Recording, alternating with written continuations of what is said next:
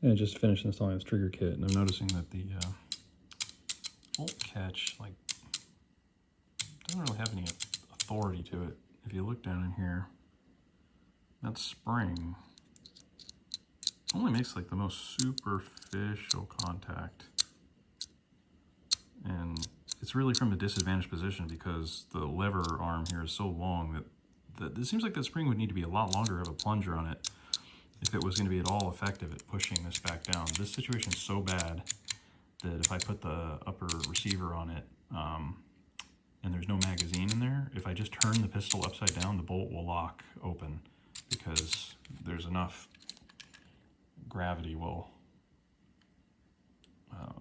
move the catch. See? I think that should not move that freely. It should be sort of biased down. Not so much that it interferes with the magazine, but I don't know. Is there a longer spring that needs to be in there? Because this is the appropriate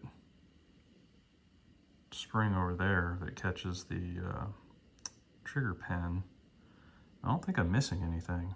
There's the spring down in there, but you can see the amount of compression is, it's like borders on nil.